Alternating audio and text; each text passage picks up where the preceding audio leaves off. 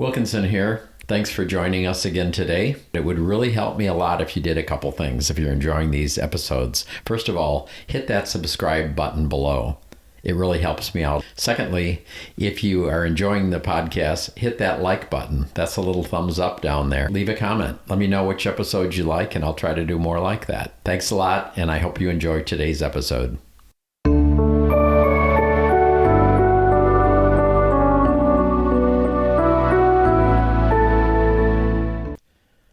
Greetings, Wilkinson here. Today my guest is Alex Price. I met Alex, 2 weeks ago? A week ago? Something like that. It's felt like a lifetime. A lifetime ago. A lifetime. Yeah, on his final night, I almost missed it. He's one of the leads in the Lincoln debate, which was, I guess it premiered in Palm Springs, correct? It did. World premiere. World premiere in Palm Springs. Well, say hello to all my peeps. Hello, peeps. Good to meet you. Glad you're here. A few days ago, we had a little preliminary chat, and of course, my brain is mush, so I've forgotten half of it. But I know he has an interesting life. He's been around. Let's see, there's a Tennessee, and there's a China connection, and there's an acting connection. All those things make so much sense together, right? Yeah. They really do.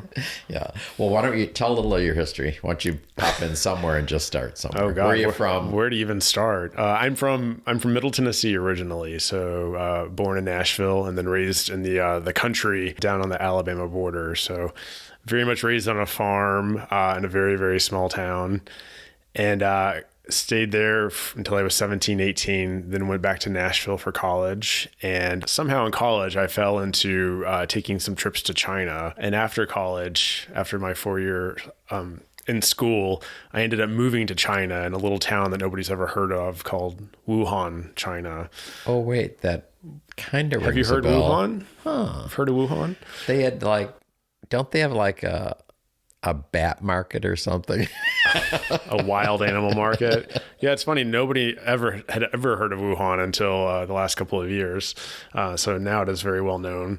But yeah, I lived there for a year after college, just taking in the culture and taking Mandarin, speaking, writing, reading, all of it. Are you kidding me? Yeah, You didn't tell me that before. I did. And then I was also teaching English to university students. So I did that for a year. I got too skinny. I had to come home because I'm used to eating good Southern food.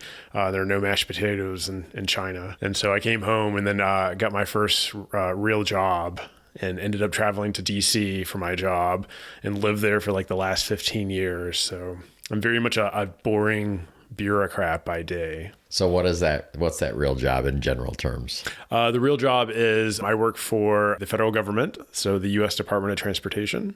Pete Buttigieg. And that's my 9 to 5. And I've been doing that since 2007. And I love my job. I work in safety. It's fantastic. But coming out here to Palm Springs, I do the same job.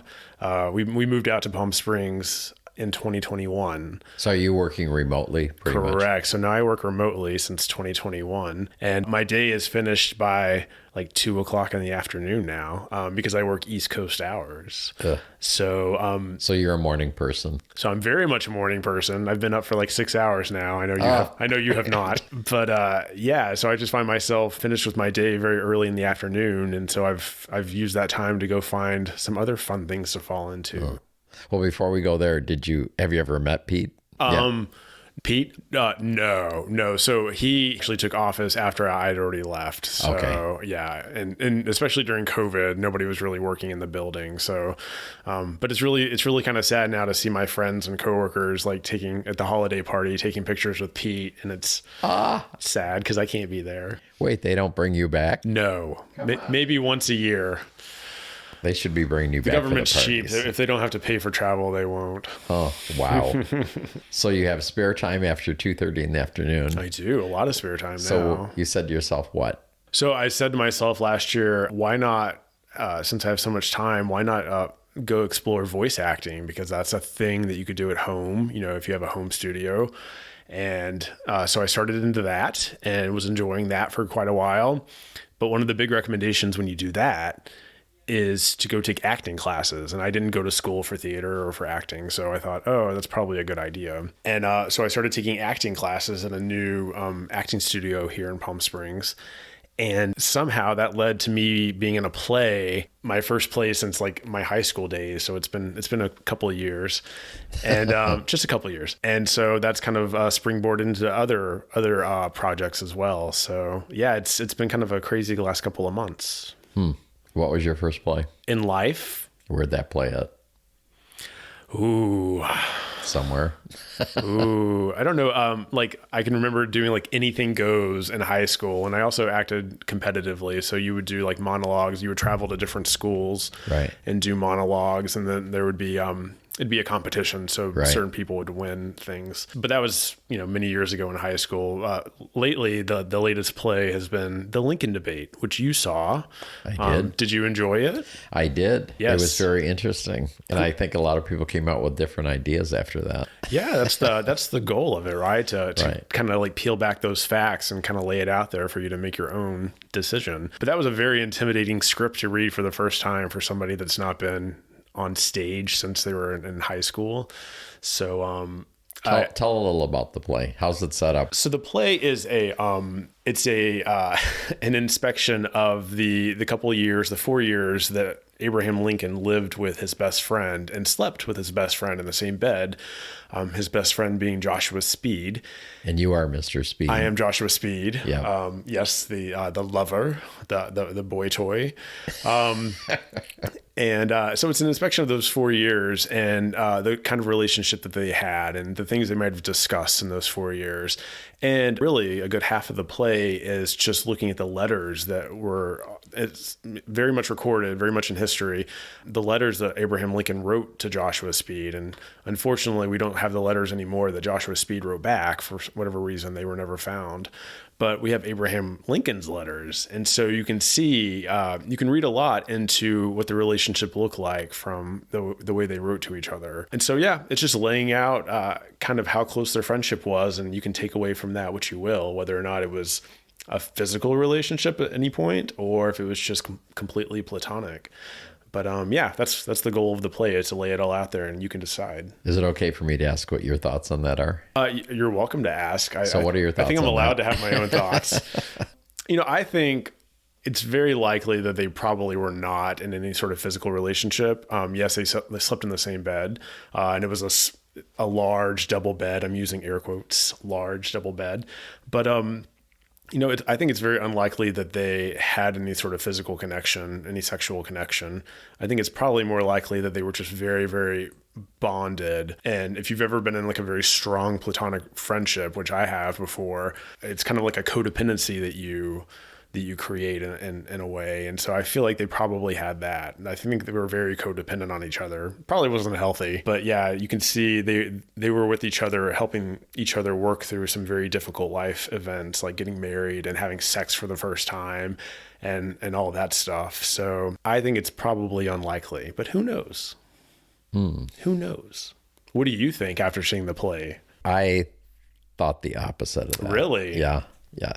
I thought that think they got jiggy with it? Well, I think that the letters themselves, first of all, I don't know how Jason even memorized all that. Mr. Abraham Lincoln. Yeah. The language is so difficult. Even listening to it is a little bit, but you kind of get the gist of it. But I don't know. It seemed pretty compelling to me. Plus, I have seen that quote unquote large rope bed, because my folks had antique shops and estate stores in New York for 30 They sag. years. Those beds they sag. and they're not really as big as a double bed today. They're a little chintzy on that. Yeah. They were probably saving rope. Oh, they were cuddling up. They were keeping warm. We all know that. Yeah, who knows? Well, then they had those. What were the outfits that they wore back then to bed? Usually night. They were night shirts, which were the same thing as their day shirts, but they just wore them to bed. Wow. So they wore the same one? Yeah, the same shirt, and they wore nothing underneath the shirt. How did we know that? Because that was just common for the day. It was? Yeah. No, we don't do that in the play because we'd be unintentionally flashing the entire audience all sorts of things. You get to see some skin, but not that much skin. Well, maybe that would be a way to ticket sales. Yeah, because it's gonna come back in February, I think, isn't it? It is. The play is coming back next month, and we don't have dates yet, but stay tuned. We will I have think that would be a new and improved way to do that. Absolutely not. I mean, you're both you guys are really nice looking guys. Come on. I mean, you'll pack it out with all the gay audience here. I know. If any market is ready for that, it's Palm Springs. Right. It's definitely But Palm probably Springs. not, huh? Oh, well. Well, I don't know. I've got Terry, who wrote the thing, coming in this coming week. Maybe I can talk him into it. Is he? Oh, good luck. I don't think it's going to work. The director, if you have a chance to talk with the director, he might be interested in hearing your thoughts on that. Well, I think he added a little embellishment, didn't he, to the original play? Wasn't there a little scene that was embellished? Oh, there's you flashed a little bit.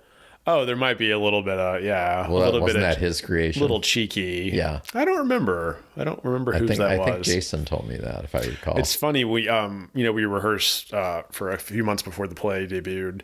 Jason and I were trying to keep everybody on their toes. So one day we came to rehearsal wearing jock straps, and we didn't tell anybody.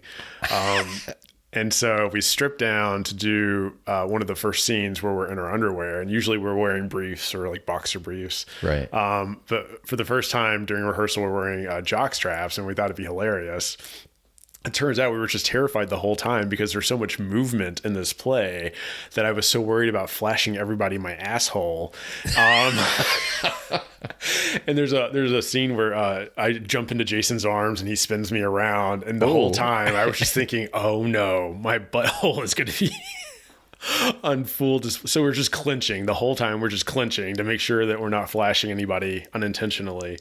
Well, what did the other cast members and the others there, when you showed up in the jock straps, what'd they say? Oh, well, they didn't know that we had showed up with the jock straps until we took the pants off. So that was my question. So when you took it off and they saw, then what? There were some gasps, but no, it was a good time. I mean, they'd seen plenty before, so it wasn't that shocking. It was just funny to know that, when that happens, like all you're thinking about is like clenching to make sure you're not showing too much, more than you planned. So no, I don't foresee us wearing just night shirts in this play and then possibly flashing everybody. Wow. So I noticed that you guys, your underwear was black. Yes. Was that planned? Is that wardrobe or that what? was a request because I think I was wearing previously during rehearsals some very busy underwear, and they said it's too busy. Wouldn't they wear white underwear though back then? Wouldn't it be white back then? Well, so they didn't wear underwear back then. They didn't? They didn't. So not in the way that we know it now. Like their shirts would actually serve as underwear as well. Tuck it in. Supportive. Yeah. So yeah, it was a very different kind of setup. But no, they didn't wear black Calvin Klein briefs. That's for sure. I don't know. I think we should go authentic here. I don't know. We'll see. We'll see what happens. Okay. Were there any other fun moments rehearsing or in the play? I mean, there's always something, at the last minute, I threw in some acrobatics that I do in the play. And so that was something that was unexpected and wasn't called for in the script. But I think I do a front handspring near the beginning of the play. And that's something that I did gymnastics when I was a kid. And so I've been very flexible always, or I used to be very flexible. Right. And now every time I do one of those on stage and I land it, everything below the waist starts hurting immediately. And then I hobble off to do the rest of the play because I'm not 15 anymore. So that's my one fun fact. The fact that I have to do an incredible amount of stretching before every one of those performances just to keep from hurting myself. Wow. Huh. Were there any snafus in the performances? I don't think there have been any big snafus so far. There was one performance where I couldn't get my underwear down to flash the audience, and so I think only one of my butt cheeks came out when there should have been two cheeks. And then there was one. It was either a rehearsal or a performance where Jason had to drop his pants, and I was underneath him, and he accidentally grabbed more than his pants and pulled everything down, and then it got very dicey for a second. You mean he actually flashed everything? Yeah, but I don't think it was a performance. I think it was likely a rehearsal, but he almost pulled down more than he was supposed to pull down. And so, again, a very dynamic play, a lot of movement. So there's a lot of that happening. Who knows? Maybe there'll be more snafus in the future. So just for people listening, the play is not naked boys reading letters, just so you get the idea. No, we're half clothed. Yeah. We're half clothed. Yeah. So, but it is fun watching it. Yeah, some people in the audience, and during our last performance, the one that you visited, Right. some people in the audience had their cell phones out and they were enjoying that scene quite a bit. Oh, they actually recorded that? Apparently. I thought that wasn't allowed. Apparently not. I don't know. Wow. So is it on YouTube now? I refuse to go look. If you run across it, let me know. All right. All right. So let's talk about you personally. Oh, so you're... there's not much to talk about. I'm very boring. You have a husband. I do. Which, stepping back a step, means you're gay. Oh my God. You are. Is that a surprise? Well, now everybody knows. Jesus. Was that a boring story coming out and all that? Or figuring it out? I don't know if it was boring. I mean, it's probably very similar to other people's stories, especially those that grew up in like small towns or, in the Midwest and the South where there's not like a big support system for gays. I grew up without really knowing any other gays, all through my school days, all through college, even college in a big city like Nashville. So there's just not quite the network down there for you. So you don't really see that lifestyle. You don't see how you could live your life and picture how your life could be because you don't have anybody to look to. So what was the town you were in again? I grew up in a town called Winchester, Tennessee. Winchester. So it's about 90 minutes south of Nashville. So did you think to yourself, I'm the only gay in Winchester? There were other like very kind of effeminate kids in school, but I never really fit in with them. And they were just like one or two, not very many. And I don't know what they have gone on to do. Yeah, there just wasn't much of a support system there at all. I did not know any adults that were gay. And so it wasn't until college and after college, seeing the world a little bit, that I was like, oh, there are other gay people out here too.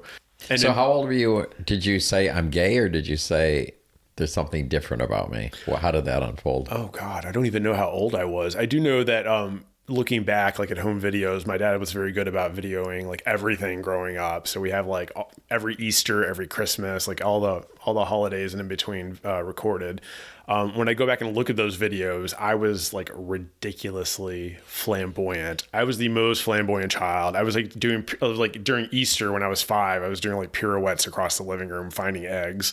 It was Seriously? Yes. I mean, it's just incredibly flamboyant. I don't know how somebody didn't sit me down and say, honey, you're gay. And when school started, then I toned that down because I realized that in order to fit in, you can't act that way necessarily. So I came to terms with that sexuality probably not until my early 20s, really. I went to a very private, very Christian university where there was also no support system for the gays. And it wasn't until my early 20s where I started exploring with that, and actually late teens, early 20s. But until really I met my husband and felt comfortable at that time with coming out and telling everybody, friends and family that that was How did me. that go with your family? Actually, very well. I come from a very liberal family, thankfully, and so they were very accommodating, very understanding. So you mentioned the Christian school. Yeah. So that wasn't your background at home? No, it actually wasn't my family background at all. So they sent you to the school? They didn't send me anywhere. Like I chose to go to the school because, I went to a pretty sizable high school. I think we had probably like 300 or 350 graduating that class. And there were very few of us overall went to college. It was very few, but there were 13 of us going to this particular school, and all of my good friends were in a particular church. So they all wanted to go to this same school in Nashville that was affiliated with that church. And so I thought, I don't want to be left behind. Take me with you. And so I went with them to this very religious, very strict school. And so, it wasn't until my early 20s where I really kind of came to terms with that and decided to come out. And your family was okay when you told them? Family was perfectly fine. It was more probably coming to terms with myself that was probably the hardest thing. Friends were surprisingly surprised. It turns out one of my dearest friends growing up was also gay, and he decided to come out a few years later. We even like shared a room in college. Like we really grew up together. But not knowing you were each gay? Not willing to actually voice it in any way. Yeah. Wow. Yeah. So that's just kind of where we're from. It's very private. It's accepted in some circles a lot better than it is in some others. And so, thankfully my family was very understanding, and I had a very good experience with them. Yeah. So why China? Oh God, why China? Like I said, I went to a very Christian university. In freshman year, they started taking applications for what are they called? Mission trips. Okay. Mission trips. And I thought, oh, that sounds awful, because usually you go to like Cancun, or like you go to somewhere like Guadalajara. I don't know. You go to all these places that sound not terribly fun to do that work. And then there was a new option for China. And I thought, oh, here I am, like a little farm town boy. That's the most ridiculous place somebody could go, is China. Like, and I told my friends, I was like, I'm going to go on the China trip. And they said, you are not going to China. I said, yes, I am. So I raised that money and I got that plane ticket to China. And we spent like a month there.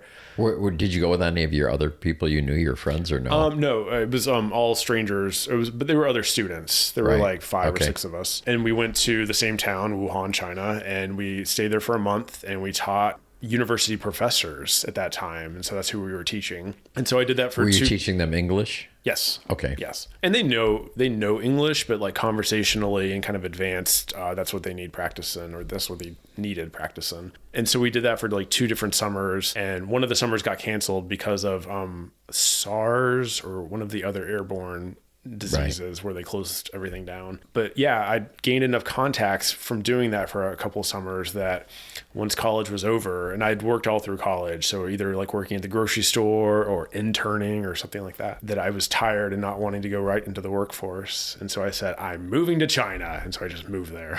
Well, so let's back up to when you were there. So the school is the one that was doing the quote unquote mission trips, right? Correct. So they were teaching English. Yes. Were they trying to convert the Chinese people as well, or what? I mean, that's kind of always the goal of those kind of trips. It's to kind of create a fellowship environment with those that are willing to do so, and then kind of being that support network for them. So it wasn't like we weren't taking people down to the river and dunking them in it. There wasn't any of that going on necessarily, but we were holding like a church service on Sundays and like a Bible study. And did you participate in that? Yeah. I mean, I kind of had to, being part of the mission group. That's not something that I've carried on in life after college, but it's something that I entertained during college. And did you believe any of it? I don't know. It's kind of hard to say. I would say that I'm still Protestant. I'm not a practicing church-going guy. But yeah, I'm not quite sure. I should be more introspective there and figure that out someday. It's on the list. Okay. I haven't figured it out yet. Well, it's an interesting journey.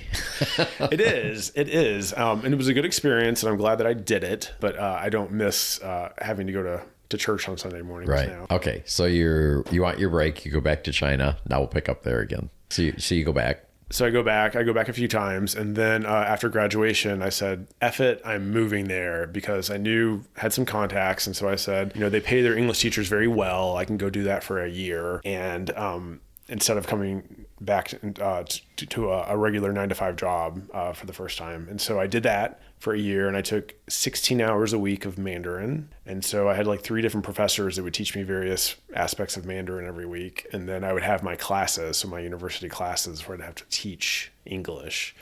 And so that was a year. And thankfully, because you are paid well, you get a lot of vacation time as well. And so I was able to travel the country. I got to see all the sites, got to do some real backpacking and like sleeping on people's floors. And it was a good experience for somebody that's 21, 22 years old. How's the food there? Delicious. So you much better than Chinese food here. Oh my gosh. So it's not American Chinese. No, it's like real Chinese, and it's just phenomenal. They put MSG in everything, so it depends on how you handle MSG. So they do over there? Oh, God, yeah, it's a staple. Oh, I thought they just did that here. No, it's a staple over there. Yeah, they put it in everything. But the food there is just so flavorful in a way that we don't get over here. I do miss that to some degree. Yeah. I will say I don't miss living there, though. Even though I was only there for a year the last time, it's a very hard life. Like, they just don't have a lot of the accommodations and a lot of the ease of use to get around like we do in the States. And so, like, every day, if you wanted to go to class, you'd have to take like 3 different buses to get to a particular class. There'd be a lot of walking. It's just not as comfortable a life there as it is here. So that was an interesting perspective that I could gain over that year. So while I enjoyed it, I'm not going to be moving back there anytime soon. So considering that almost everything we have is made in China now, that money's not filtering down then, is what you're saying? I think it's probably, it's been a good 20 years since I've been there now. And so they have seen a lot of change over that 20-year period. I'd like to go back and visit. We actually had a trip planned for this last fall, and we ended up canceling it because they were closing down. They had their pretty strict COVID policy in COVID place. stuff, yeah. So we ended up canceling. But I would love the opportunity to go back and see how it has changed, because there's been so much investment over the last 20 years, and a real burgeoning middle class. And so I'd love to see how that's changed. But to go back to a city like Hong Kong or Shanghai, those are just fabulous destinations. Right. Amazing. Right. Yes, I imagine a lot's changed in 20 years. I would imagine. I would hope so. What's your husband's name? Jonathan. Where'd you meet him? At the Cheesecake Factory. Really? Not Chuck E. Cheese's? Not Chuck E. Cheese. We were not that young. We were pretty close. No, we were in our early 20s, and we met on Match.com. So it's before there were like apps on the phone. We didn't have smartphones yet. It was right before the smartphones hit. And so we met on Match.com, and then it took off. I think 2 months later, we were living together. It was awful. Wait, so you met on Match.com and went on a first date? At the Cheesecake Factory. Correct. Yes, and he was a very good first date, because he's very different than I am. We're very different people, very different backgrounds. He comes from New York, but he had quite a few stories of his time living in DC, going to graduate school, especially housing stories. And he told me the story of where he lived in a house with deaf lesbians. It was a very bad situation, and he ended up getting evicted from this house along with the lesbians, because they were having parties. They were marijuana fueled parties. And in order to hear sound or feel sound, they would stomp their feet. And apparently there was it was an apartment. And so there were other people living in the apartment. And he comes home one day to an eviction notice, and oh my. And there were all these other oddball stories related to that as well. And so it was a very good first date. He wrote me in. He's a weird guy. Wow. Yeah. How long ago did you meet? I think this is year 16. 16. Yeah, cool. Year 16. I'm pretty good at math. I think that's 43 years in straight years married. God, it feels like it. Are you guys married or partnered? We are married. Yes. Huh, what year did that happen? What year did that happen? It wasn't a big event. It was 2017 maybe. Okay, so recently. And we were domestically partnered before that. So okay. It was a paperwork thing. Oh. Yeah, not a big deal. So what do you like about Jonathan? What do I like about Jonathan? He's very studious. He's very polite. He's very well-mannered. Wait. You said he's from New York City? He's from the burbs, Westchester. Okay. Oh, that makes sense. Okay, because New York City, and he's very polite. I'm going, No, he's very polite.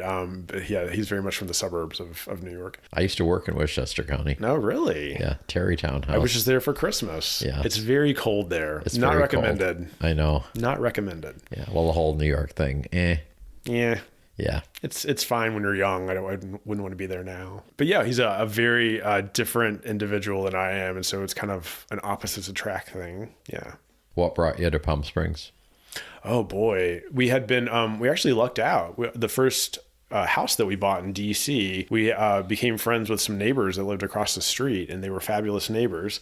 And they got tired of living on the East Coast, and they had a condo here already. And so they said, screw it, we're moving there full time. And we were like, where are you moving full time? And they said, it's Palm Springs. And we said, well, where is that? And so they moved here full time and have this beautiful home in Indian Canyon. So as soon as they built their house here, we started visiting twice a year. And then we went, oh, we get it. This makes sense. Huh. And so, we were just coming here at least twice a year since 2013. And so exploring the real estate market to see what that looked like. And this was actually for the longest time a pretty affordable place. And so come 2021, my partner took a job that required that we live somewhere in the West Coast, like any of the states out here we could move to. Just pick one. Pick one, yeah. Any state. And so we were like, well, we don't know the West Coast. We only know Palm Springs. So we moved to Palm Springs.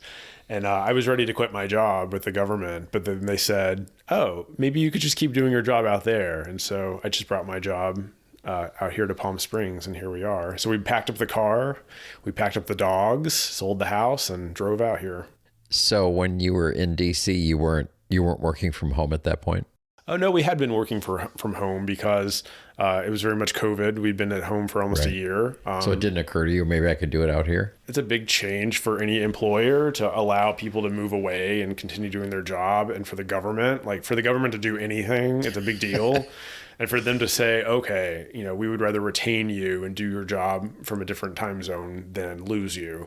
That was a really big deal. And so I was kind of one of the first that got one of those arrangements. So I was very lucky. And now it's more commonplace. And so now I can hire people that are other places in the country as well. So it's a good thing.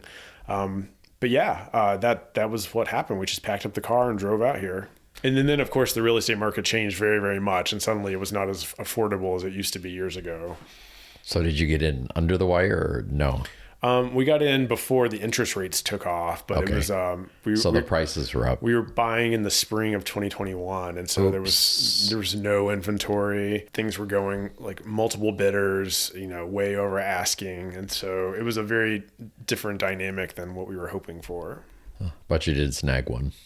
We did snag one. Yeah, we got a fabulous house. We love our house. I will say, as bad as it was to buy a house here, like selling our home in DC, that was phenomenal because we had like 4 offers before it ever even hit the market, and they were all well over asking. Oh, really? So, yeah. So that was a good experience, but it came back to bite us. I mean, the ideal situation is sell there like that and then buy here after it crashes. Right. But timing.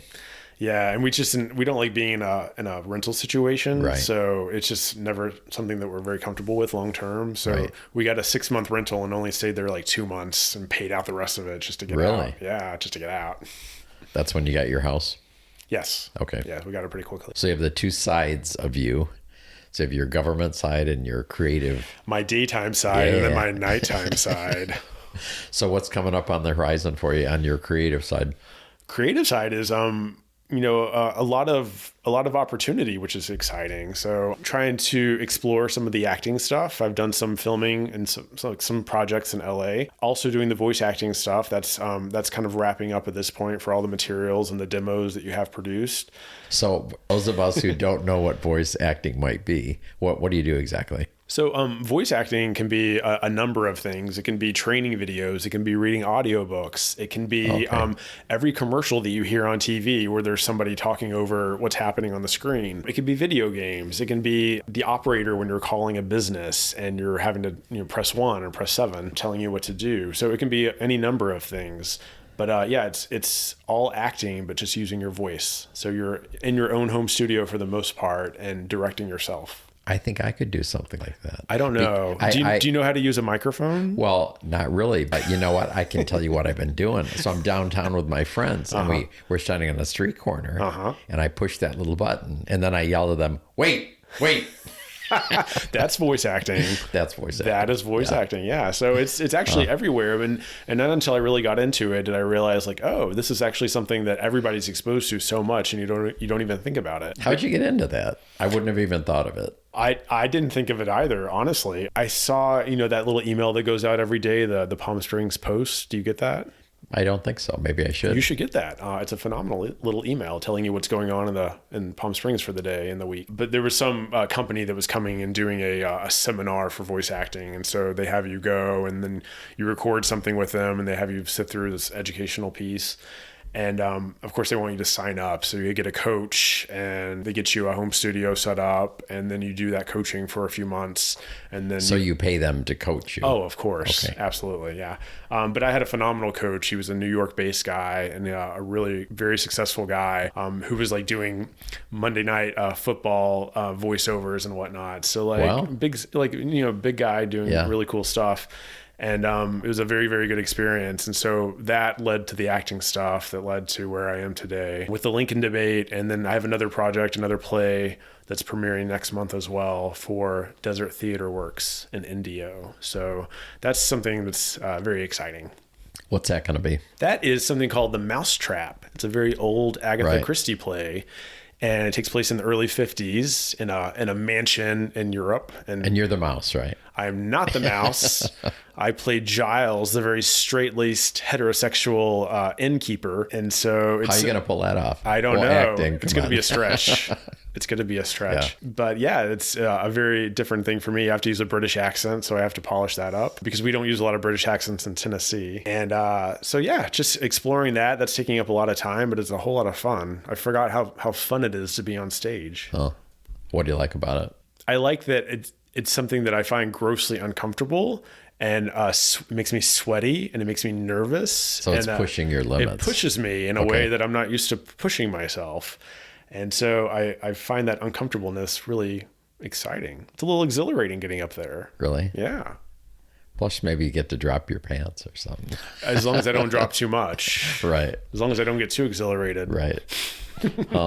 So when is that going to happen?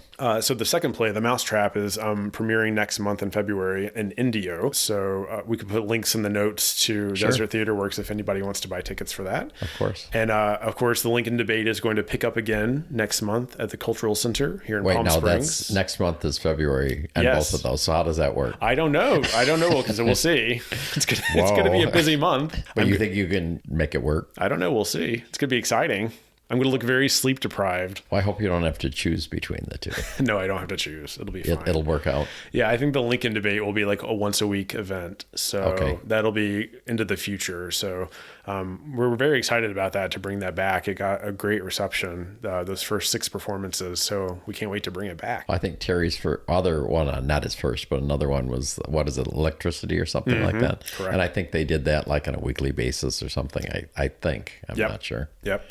I missed it, and I wish I would have seen that. But I know I missed it also. It was before I moved here, I think. So maybe they can do it for us. I think they're going to bring it back also. Seriously? I think so. Oh, cool. Yeah. So we'll see. But no, very, very busy all of a sudden. So it's a weird time for me. But good time. A good time. Sounds really exciting. A very uncomfortable, exhilarating good time. You know, a lot of times on these podcasts, you haven't said it, but I'm thinking it. And one of my recent ones, they were talking about it. It's almost like the universe is just putting these little things together for you. Maybe. Listening to you. Possibly. I feel like I'm not in control of it at all. Right. I mean, this happens. And that. I mean, you listen to this, you went to that, you saw that, this happened, da-da-da. Yeah. And it's all come together very, very quickly, and it's strange. But yeah, I feel like I'm not in the driver's seat, so I'm just here for the ride. Whatever happens next, happens next. So do you have any life lessons you've learned or anything you go by that you could share with my peeps? I always end with that. Oh, a life lesson? Just something you go by. Not related to anything that I do now necessarily, but I would say, especially to any of your younger listeners, work on accepting yourself and loving yourself as early on as you can in life, because like your life doesn't get better until you actually start doing that, until you start really appreciating who you are and accepting that does life begin. And so I wish that I'd figured that out a lot sooner. I was plagued with self-doubt and self-criticism for so long. And I feel like I wish I had been able to brush that away, especially in my teens. And thankfully I figured it out later in life, but the sooner you can do that, the better you are off. So that's what I would recommend. Excellent advice. Yeah. Hey, thanks for coming in.